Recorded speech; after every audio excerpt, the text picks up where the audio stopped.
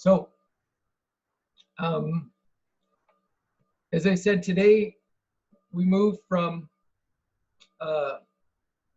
Old English literature and Middle English literature to the Renaissance, sometimes called early modern literature. I'm going to insist on continuing to call it the Renaissance for a couple reasons that we'll talk about.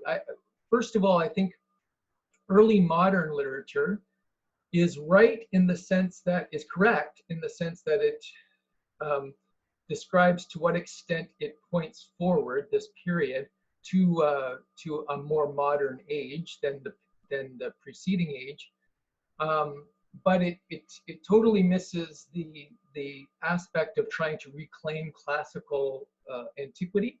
So the Renaissance, coming from rebirth, captures that aspect of the period. Also, early modernity makes it sound like kind of this dwarf version of what became perfected. It kind of seems like to myself and others that early modernity is almost a judgment that this is a kind of a child's version of what later became the modern age, and we'll see. We would only want to judge it in relation to the fully formed version that we see in ourselves. So a reminder of the period that we're talking about here. This will be this lecture will describe the general context of this period called the Renaissance, as opposed to that large general period of the Middle Ages or the medieval period that we discussed in the first few classes. So we'll start with the historical context. So as I said, it's periods of the 15th and 16th centuries. We'll see that it started in England a little bit later, so more like the 16th century for England, but in Italy and other parts of Europe, 15th and 16th, a rebirth of in terms of the study of the ancient and Greek, Latin authors and artistic forms. This rebirth of the study of these classics led to a new humanism.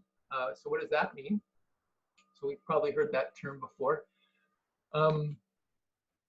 Basically, kind of the short answer to that is that the study of the ancients is now seen as a way to tell ourselves, or to tell us about ourselves in our human world in a new way, as opposed to, let's say, broadly speaking, the medieval approach to studying Aristotle would be to see what in Aristotle points towards a Christian truth, okay?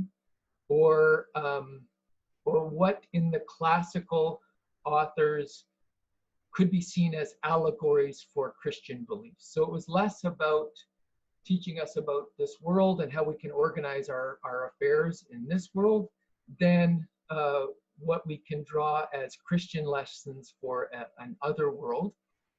And definitely, let's say the political thought, for instance, of the past was not taken as a serious alternative for the present. So, in Renaissance Italy, for instance, the study of these Greek and Latin classics led to a reemergence of Republican political thought. And we'll talk about that a bit when we talk about Antony and Cleopatra. Okay, so Shakespeare, to what extent was Shakespeare also exposed to Republican political thinking, classical Republican political thinking, as well as modern political thinking, and can we see that at all at play in Antony and Cleopatra? So the Renaissance then has this Janus face, so it points backwards to classical antiquity, but it's also the beginning of this new modernity. Okay, let me just back up. Okay, that would ultimately break with the classical tradition. Okay. So what is modernity? So modernity is within the history of ideas is this broad period of the last 500 years, so 1500 or so to the present, marked by secularism, the progress of science, humanism, which we mentioned quickly, progress of liberty in different ways, political and economic. And we would want to distinguish between modernity and modernism. So this is, again, something that can be confusing. Modernism is a set of aesthetic movements from the first half of the 20th century. So we have modernist poetry, which is early 20th century poetry, or modernist visual art. So your Picassos, etc., are examples of those forms within visual arts. Okay, so modernism, these sets of aesthetic movements, to be distinguished from modernity, this larger periodization within the history of ideas. Okay.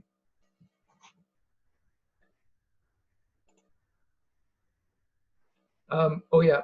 So on the right here, what on the right are some kind of turning point. It's a good list, but it's kinds of examples, touch points that we could say, here are some examples of turning points historically that help us understand what's going on. What is different in this period from what's going on when Chaucer wrote the Canterbury Tales, okay? So we'll go very quickly through these, and starting with linear perspective around 1413 in visual arts. The fall of Constantinople in 1453, the Gutenberg Bible, 1454, the Golden Age of Florence, 1469, Voyages of Discovery, with under ironic quotation marks, in the 1490s. Very roughly 1500, but a kind of centuries-long process of the end of feudal society. 1517, Luther's 95 Theses, so the Protestant Reformation. 1543, the Copernican Revolution, and really the beginning of modern science. So, as I said, little touch points of what we can see as what separates, let's say, the pre-Renaissance and the pre-modern world from the medieval period that preceded it. So, linear perspective. So here's an example of a medieval diptych. So before the Renaissance, and this is one example, you can see that these artists make no attempt to try to capture the illusion of depth or perspective in the painting. The painting is highly iconic, so symbols will stand out. Everything is brought forward as kind of a two-dimensional flat space. Sometimes objects will be larger because of importance as opposed to their three-dimensional perspectival appearance.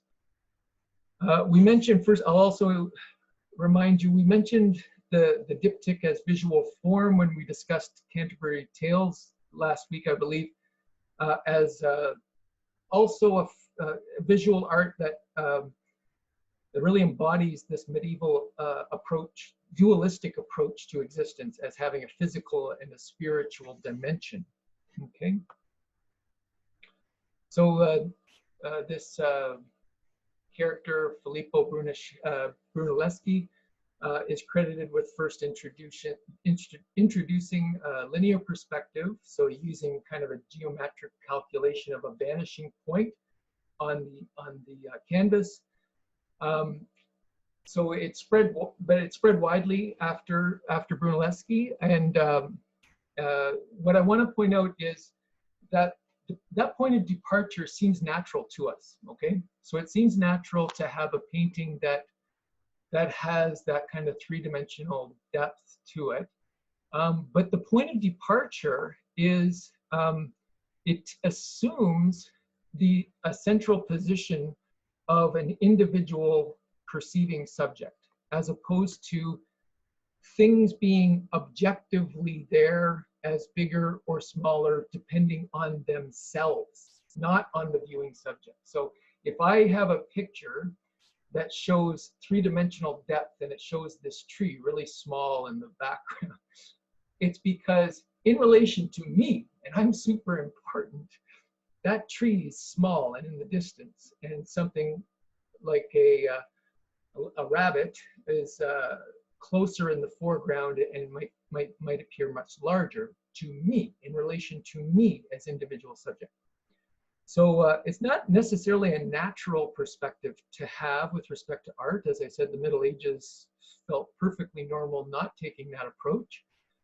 But it does coincide with a period where the importance on the individual was starting to happen in a number of areas, both, let's say, the philosophy of the individual subject with Descartes, political rights of the individual that were to develop over the next couple of centuries. So we see in linear perspective kind of an early burgeoning of this importance of the individual self that finds full expression in modernity.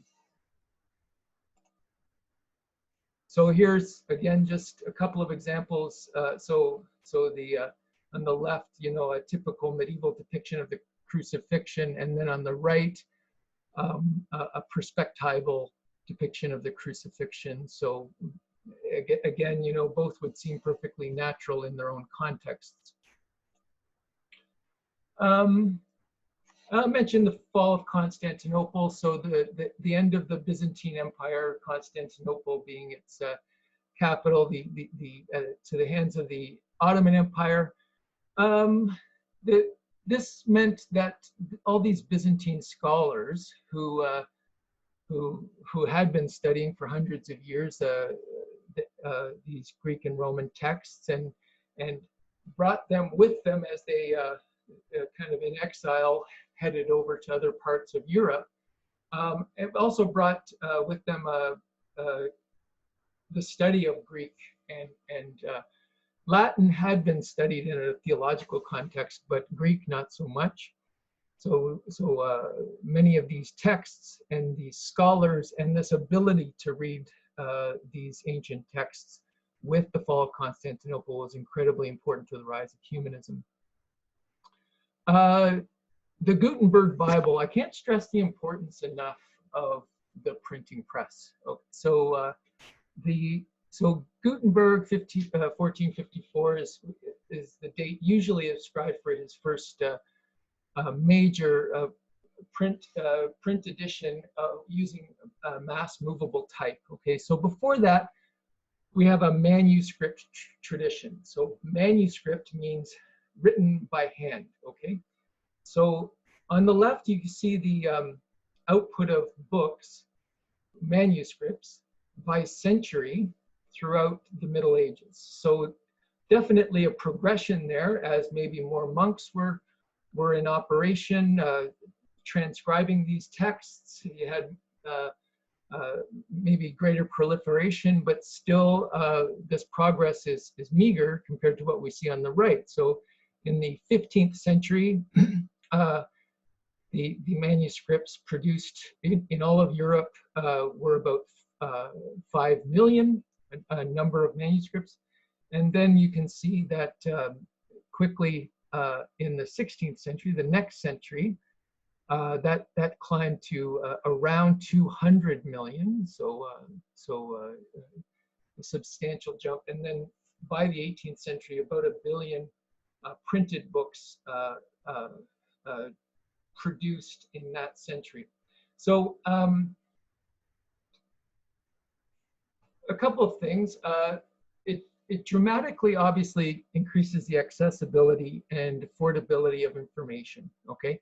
So the manuscript is written by a highly educated person in a monastery. So it's highly costly labor, okay? This monk spends maybe 2 years producing a Bible. It's produced with the utmost care. It's produced on expensive material, vellum, this kind of calf skin, and later with printed books on paper, actual cost of production, as well as the kind of speed with which it's produced, is reduced dramatically. Estimates in the Middle Ages of what it would cost to have substantial text would be around the value in modern dollars of your home. So not everyone owns a book. Very, very rich people maybe own books. That's about it. If you are to study a text, the environment is communal. So only the instructor or the theologian, if you're at a theological seminary, has the copy of the Bible and reads aloud. So the class or the community is listening to the shared words, and let's say developing a shared understanding to some extent of how to interpret those words. Okay. What a print culture enables is, again, this accessibility myself to own these books, but also an individual relationship to the text. So I'm able to read this book by myself. Okay. So I don't think we can imagine the Protestant Reformation without the printing press. We can't imagine the rise of, well, definitely can't imagine the rise of the novel, or, you know, this text for sitting around, you know, people, I don't know if people still use that expression, but, oh, that's good tub reading, you know, for sitting around or sitting at the beach. You know, mass works for an individual to sit alone and read silently, all enabled by the printing press. So what does that do? Each new modes of technologies of communication enable different ways of imagining the world and wisdom. Okay, so this is building largely on the work of Walter Jackson Ong, who in this work called The Presence of the Word talked about different communication technologies and how they led to the rise of different key ideas or different understanding of the universe. Walter Jackson Ong this was before digital technology, so we could add what's happening with digital technologies. Are we seeing with digital technologies different ways in which we can relate to information, or the word, so to speak, wisdom? And is that changing the way we think of ourselves, the way we think in generally about truth, about being, about oneself, about society? So in an oral society, Homer, the Anglo-Saxons that we studied, there's this related mode of thought of this kind of continuity of the self and the cosmic whole. And then, you know, we have a early scribal culture where we have manuscripts in scroll form, and kind of Plato is a good example of an author that flourished at that time. So here, you know, a kind of related mode of thought is kind of self and philosophic order. Then the codex form comes along, which is a slight permutation on the scroll. So the codex is books as we understand them. And that seems to coincide with the Middle Ages generally. And then the printing press, we have, as I said, for kind of the last 500 years, coincides with a modernity and the rise of the modern sovereign individual, thinking of ourselves as individuals on our own. So, and we may be on the cusp of thinking of ourselves slightly differently.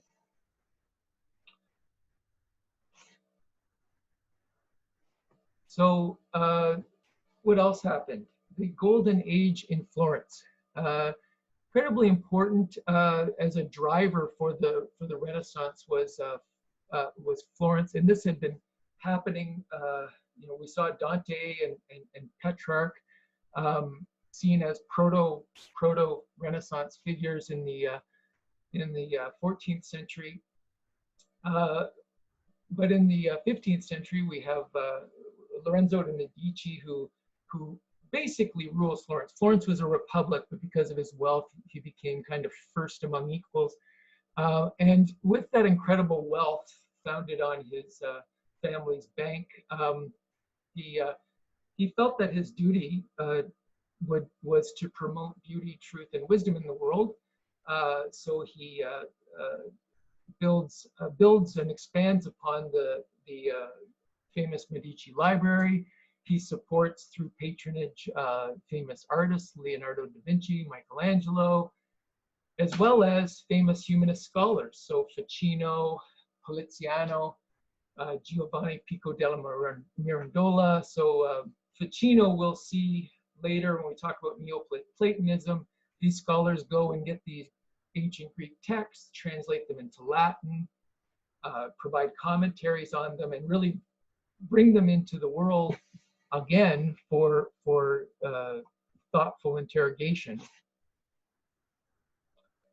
As I said, these voyages of discovery in the 1490s.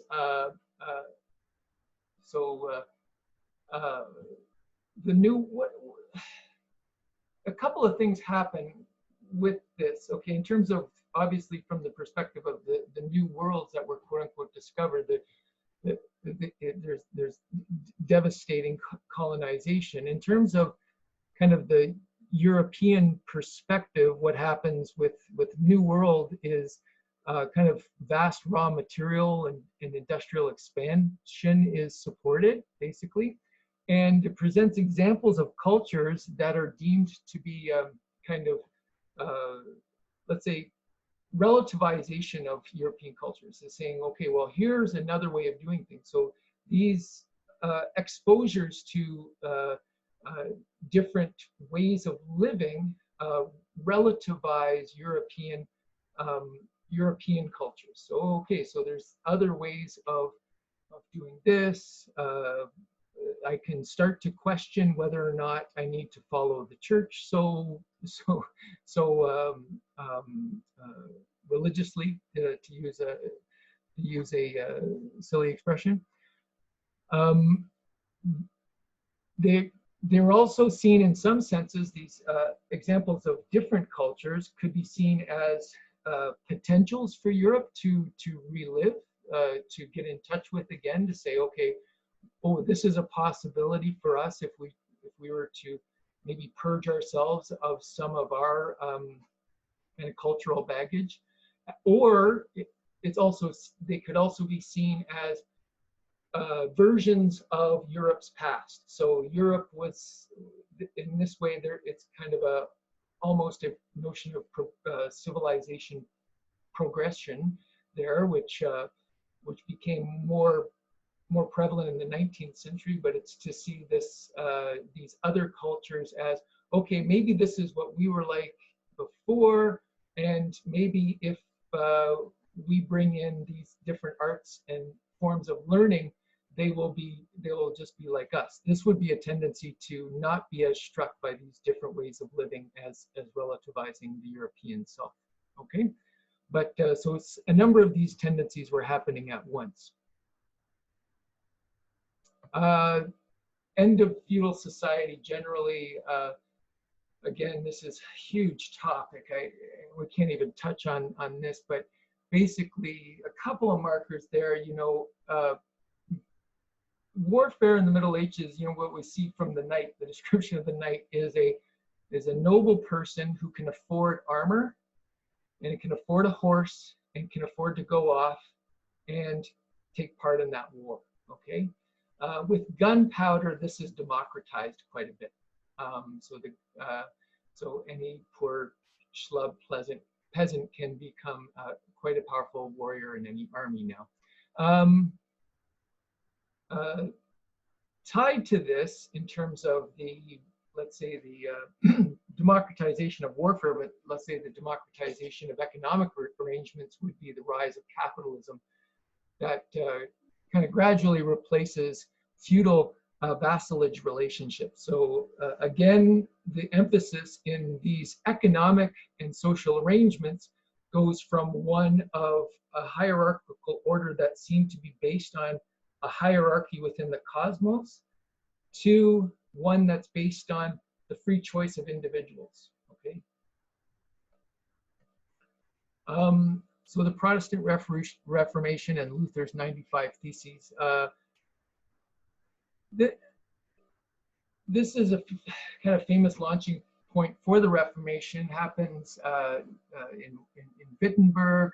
I'll just highlight that two other kind of Renaissance literary figures coming from Wittenberg, Dr. Faustus. If you haven't read that play, I recommend that. Is also Hamlet. Maybe I assume people have at least heard of Hamlet. Also come from Wittenberg, so keep that in mind the next time you come across those characters. What are the key ideas of the Reformation? So sola fide, only faith. We're justified by faith alone, not through works. So Luther's Bible gets rid of the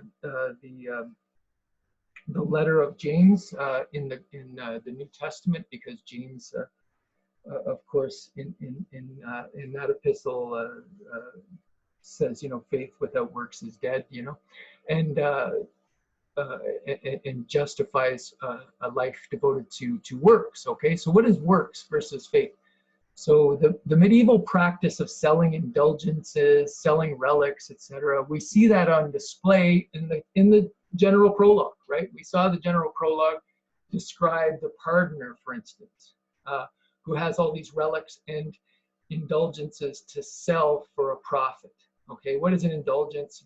After I die, according to the medieval view, I'm probably going to have to spend quite a bit of time in purgatory. So how do I get that fast track, so to speak? Is I pay off this pardoner, and maybe my purgatory sentence, instead of 2,000 years, will be commuted to 400. I have no idea, and then I'll be able to ascend to heaven quite a bit quicker. So the Protestant Reformation kind of calls BS on all of this, or calls shenanigans, and says, according to the New Testament, you're not justified. Well, according to the Pauline elements of the New Testament, you're justified by faith alone, not through doing some sort of practice that a religious or ecclesiastical governance structure may say you have to do. Okay, so the relationship is between you and God. Okay, the relationship is one based on faith, where you're saved by that faith and the grace of God alone. No human power can save you. So it's not as though you're going to be saved by, praying extra hard, getting a rosary, and doing all these different rites or rituals. It's only through this unasked for, or well, asked for, but unwarranted grace of God that one is saved. Okay, so grace or faith, not works.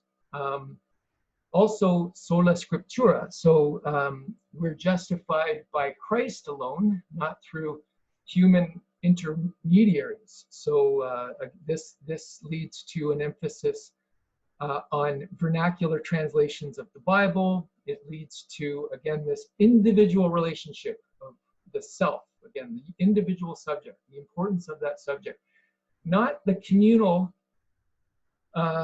structure of interpretation, less the communal structure of interpretation.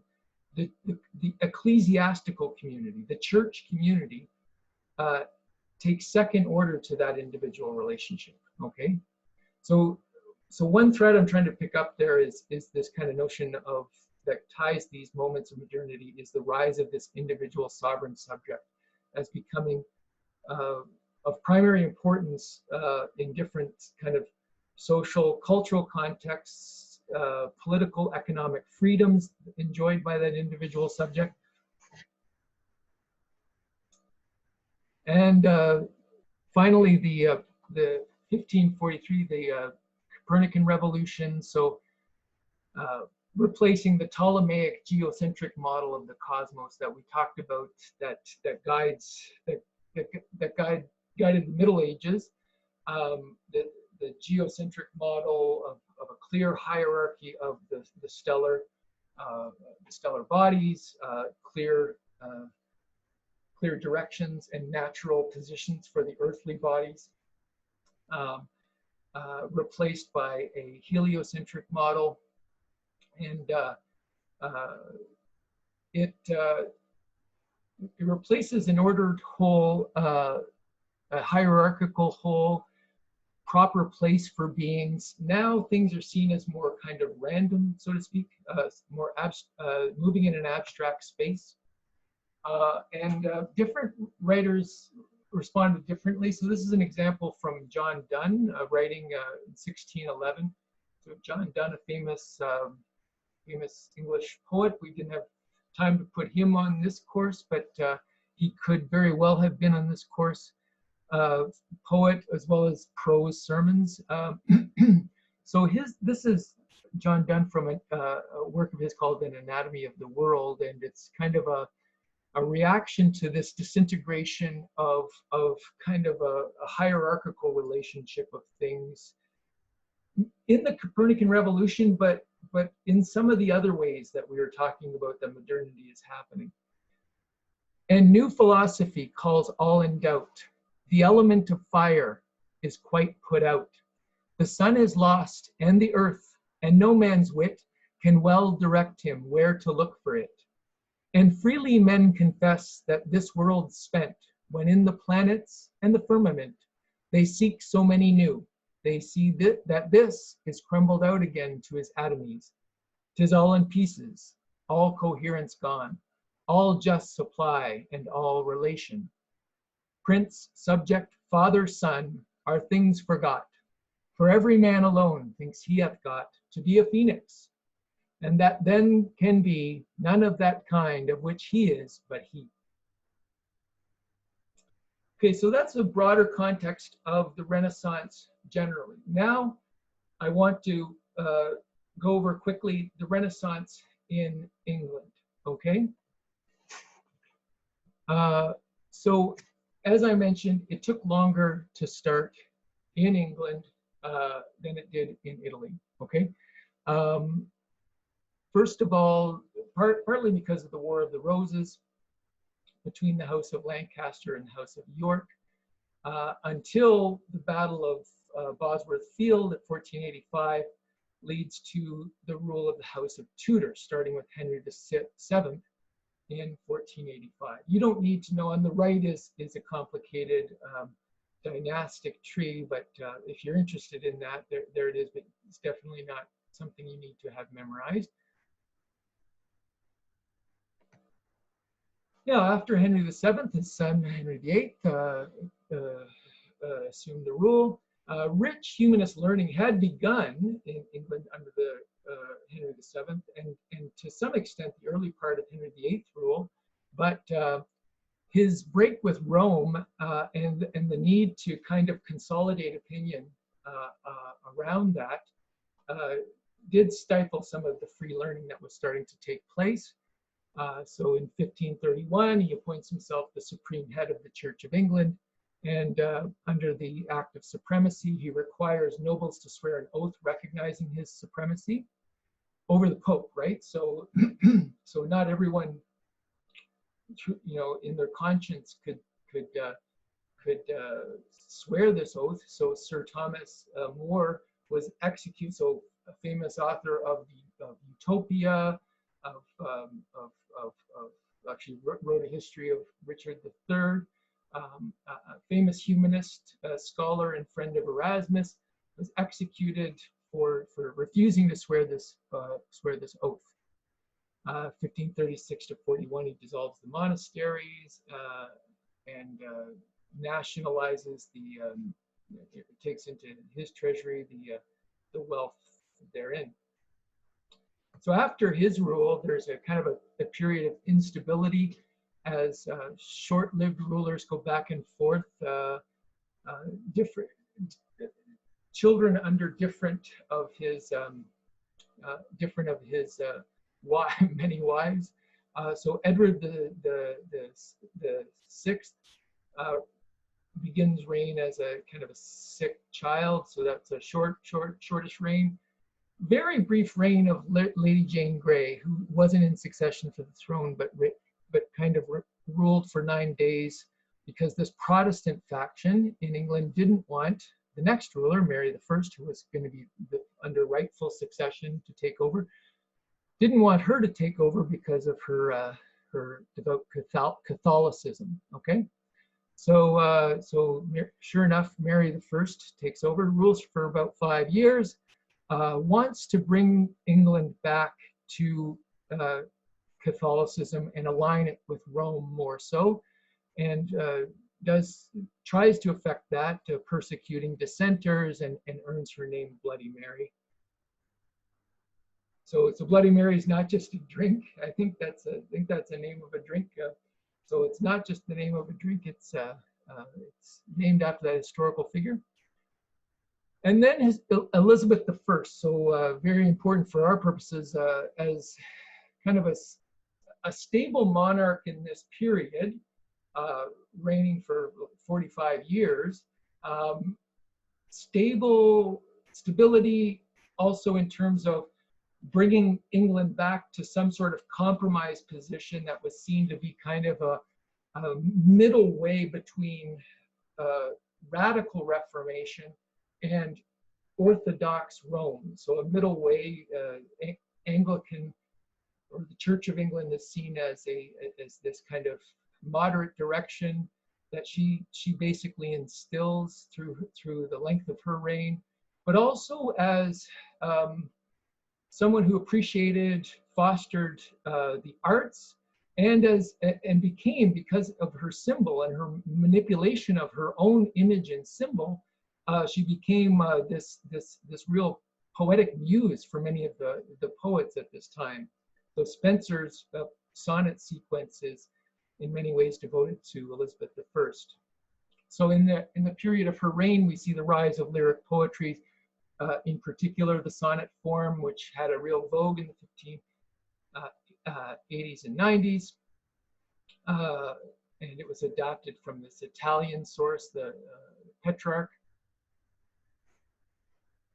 We had the rise of Elizabethan drama. So before Elizabeth, in terms of drama, what took place in medieval drama were called mystery plays or morality plays that would be played on a kind of a wagon or what have you, but there's no professional playhouse or professional stage that is permanent with professional players that are paid. In the Middle Ages, these dramas would be put on for a festival. It would be done by guildsmen or others in the community who have real jobs, so to speak. So this is in the 1570s, the first kind of professional playhouses. We'll talk a bit more of that, more about that when we talk about Shakespearean drama next week.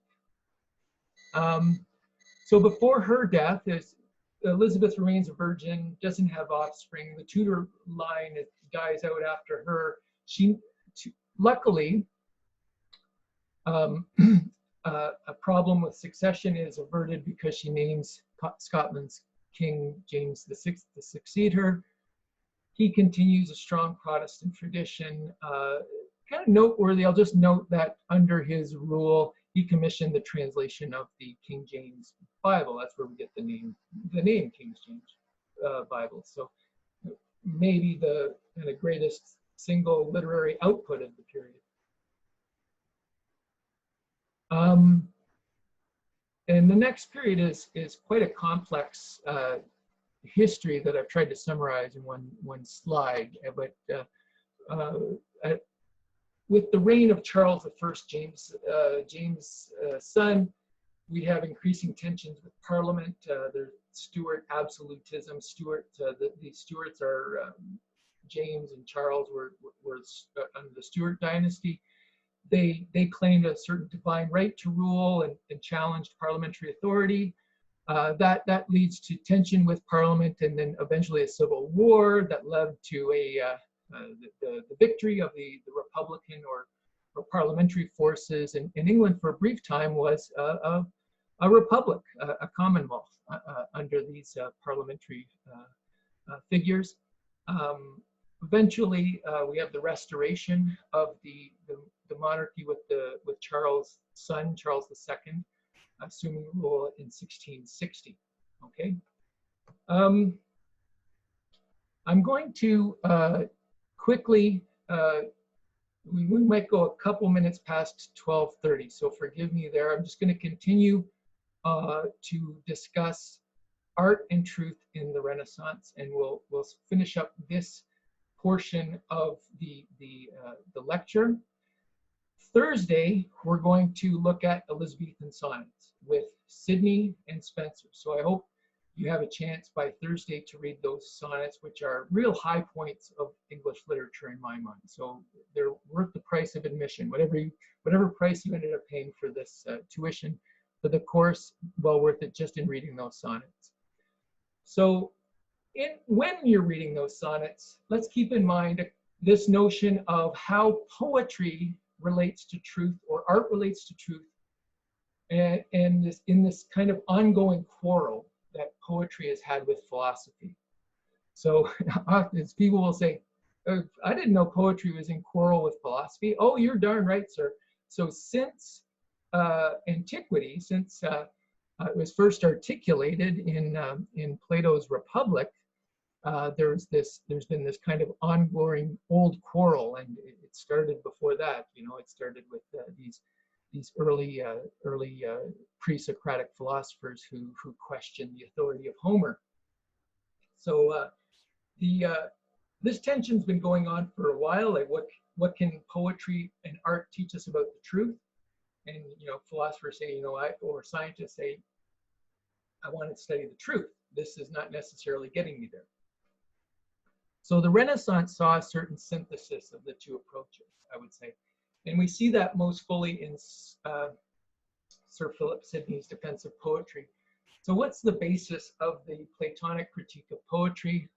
Very quickly, in the Republic, in books 2 and 3, Socrates provides a moral critique of poetry. So it teaches the wrong things. We have to censor poetry, he says, in the ideal Republic, because it can teach people how to be, it can lead people, if it's not censored, to act immorally. If it praises, let's say, cowardice, if it praises kind of selfish behavior, then it would educate citizens the wrong way. In book 10, he delivers kind of a more thoroughgoing critique of poetry. This time, it could be called a critique, a metaphysical critique. And this critique comes after he's already talked about the famous allegories of the sun and the line and the cave. Okay, so these allegories, the allegory of the cave and the sun and the line, talk about kind of a hierarchical order of truth, that there's forms, that intelligence alone, and let's call that on the line here, this is A. These forms can be apprehended by intelligence alone and approached through dialectical reasoning. And that could be something like, if we're thinking about chairs, it's the essence of chairness. It's the form of the chair, okay? It's what's proper to all the particular chairs, okay? Chairness. So some chairs have 4 legs, some have 3 legs, some have a back, some don't. So there's all these particular variations, and they change in time, and some have different colors. But chairness is enduring, and it covers off all of those particulars. So we can approach that only through dialectic and pure reason, not through sense data, so to speak. And you go down the line, and you have kind of the empirical sciences that at section C there address things as they are in the world, particular entities. And then if we were to rely on illusion, we would have, instead of looking at particular chairs, we would be looking at someone's description of a chair or rumors about chairs. So maybe social media tweets about chairs, what have you. So we can ascend the line both ontologically in terms of how the actual thing, how close it is to the truth, as well as epistemologically, in terms of our knowing relationship to that thing. So we're closer to knowledge and truth if we approach the forms using our dialectical intelligence and reason. Now, art on the far left here is described in Book 10 as being two removes from truth. So, for instance, God creates the form, bedness, let's say. So instead of chairs, he used a bed as an example. So the form of bedness. And then a bed maker creates a particular bed.